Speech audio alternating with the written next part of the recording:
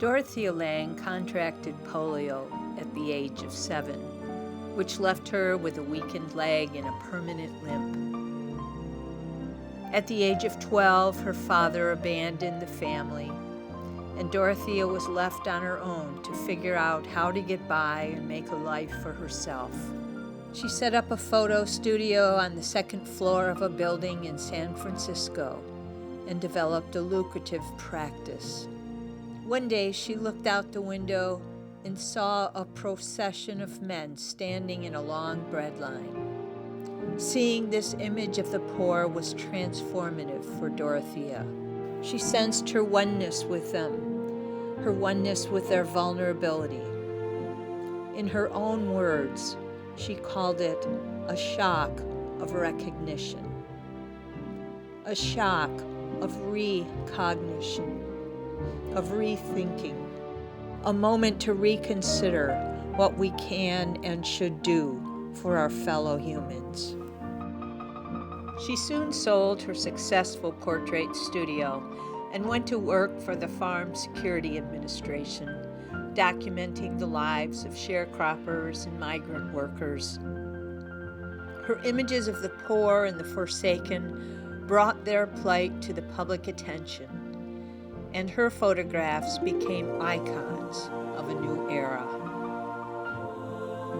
One day at the end of a long workday, she was exhausted and driving back to the motel when she saw a sign on the side of the road pointing to a migrant camp. It was a moment of choice for her, and because she was so exhausted, she chose no. Too tired to take any more photographs, she kept driving on. Mile after mile, she drove down the road until some force inside her caused her to turn around and find her way to that migrant camp.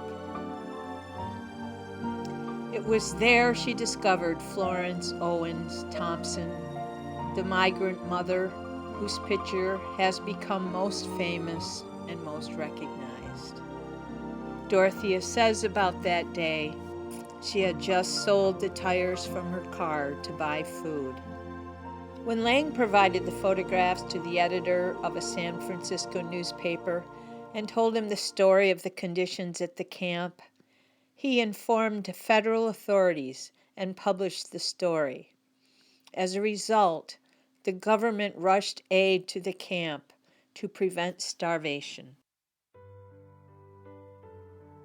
Dorothea's photographs of the wounded body of a nation wounded the very heart of the nation, urging response from the cultural creatives.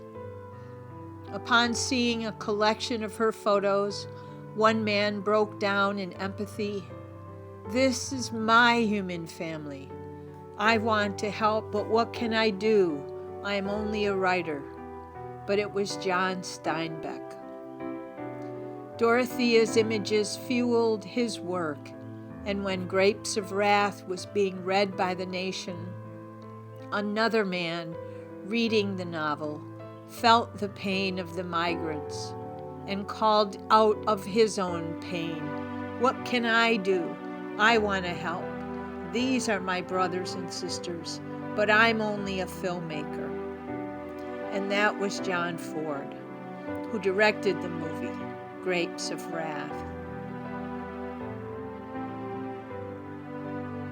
John Ford directed a film that was seen by hundreds of thousands of people across the United States. And as a result of their emotions, as a result of their understanding of the plight of these farmers and unsettled peoples, they lobbied Congress, they wrote letters, they caused legislation to occur that is still in effect today. These citizens changed the fabric of this culture because of their commitment to the well-being of other citizens. Lange never thought of her work as art. She saw her photos as a way to effect change, as illustrations for the American narrative that was unfolding tragically for some. Lange was a storyteller, and she told the story, not so much to inform us, but to move us, and move us she did. And that is the power of Dorothea Lange's work, and that is the power of our stories, that we have seen what we have seen, and it has informed our conscience and our consciousness. And as global citizens now, we are called to translate that story into other forms, into pictures, into new stories, into literature, into songs, into poems, into theater, into dance, so that we can continue to create a culture that is changed and informed by our response to these times. That's the call to every one of us as a creator, to every person here in these seats.